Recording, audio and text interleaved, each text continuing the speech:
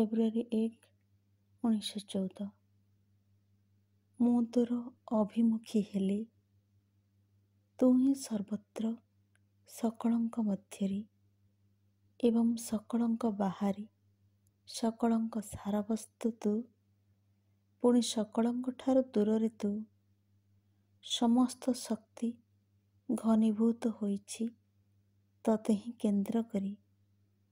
ସଚେତନ ସମସ୍ତ ବ୍ୟଷ୍ଟି ସତ୍ତାର ତୁ ହିଁ ସ୍ରଷ୍ଟା। ମୁଁ ତୋର ଅଭିମୁଖୀ ହେଲି, ତତେ ବନ୍ଦନା କରୁଛି ହେ ଜଗତର ମୁକ୍ତିଦାତା।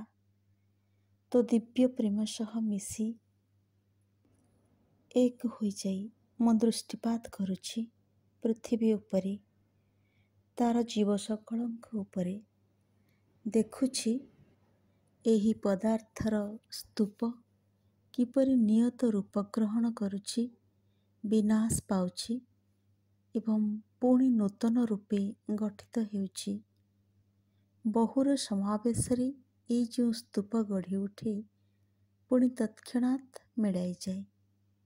ଏଇ ଯେଉଁ ସବୁ ସତ୍ତା, ଯେଉଁମାନଙ୍କର ଧାରଣା ସେମାନେ ସଚେତନ ଶାଶ୍ୱତ ବ୍ୟଷ୍ଟି ରୂପ, କିନ୍ତୁ ବସ୍ତୁତଃ ସେମାନେ ଗୋଟିଏ ନିଶ୍ୱାସ ପରି ନଶ୍ୱର। ସେମାନେ ସମସ୍ତେ ସେଇ ଗୋଟିଏ ଧରଣର, ଯାହା ବି ପାର୍ଥକ୍ୟ ଥାଉ ନା କାହିଁକି।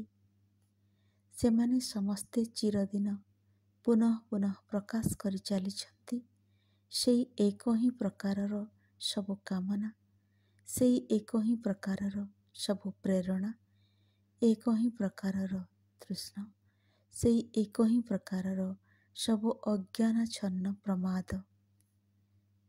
ତେବେ ସମୟ ସମୟରେ ବ୍ୟକ୍ତି ବିଶେଷ ମଧ୍ୟରେ ତୋର ପରାଜ୍ୟୋତି ଦୀପ୍ତ ହୋଇ ଉଠେ, ତାକୁ ଆଶ୍ରୟ କରି ଜଗତରେ ବିକୀର୍ଣ୍ଣ ହୁଏ।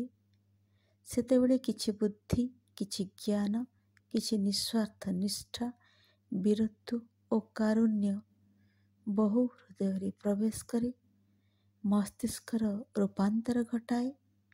ଜୀବନର ଦୁଃଖମୟ ନିର୍ମମ ଚକ୍ରରେ ଅନ୍ଧ ଅଜ୍ଞାନତାବଶତଃ ଯେଉଁମାନେ ଆବଦ୍ଧ, ସେଥିରୁ କେତେକଙ୍କୁ ମୁକ୍ତ କରିଦିଏ।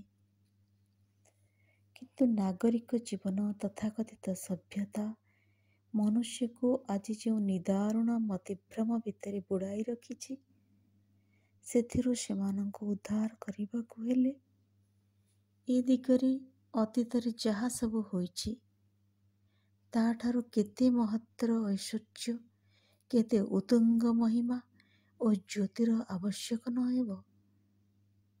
ଏହିସବୁ ଇଚ୍ଛାକୁ ତାର ସ୍ୱାର୍ଥାନ୍ୱେଷୀ ତୁଚ୍ଛ ନିର୍ବୋଧ ଆତ୍ମତୃପ୍ତିର ତୀବ୍ର ଯୁଦ୍ଧରୁ ଫେରାଇ ଆଣିବାକୁ ଯେଉଁ ଉତ୍ତାଳ ବିକ୍ଷୋଭରାଜି ତାର ମାୟାଦ୍ୟୁତିର ପଛରେ ମୃତ୍ୟୁକୁ ଲୁଚାଇ ରଖିଛି, ସେଥିରୁ ସେସବୁକୁ ମୁକ୍ତ କରି ତୋର ସର୍ବଜୟୀ ସୁସଂଗତି ସୁଛନ୍ଦ ଆଡ଼କୁ ଫେରାଇ ଆଣିବାକୁ ଆହୁରି କେଡ଼େ ଭୟଙ୍କର ଏବଂ ତହିଁ ସଙ୍ଗେ ସଙ୍ଗେ କେଡ଼େ ଦିବ୍ୟ ମଧୁର ଶକ୍ତିର ଆବଶ୍ୟକ ନ ହେବ। ହେ ଭଗବାନ, ଶାଶ୍ୱତ ପ୍ରଭୁ, ଆମମାନଙ୍କୁ ଆଲୋକିତ କର, ଆମମାନଙ୍କୁ ପରିଚାଳିତ କର।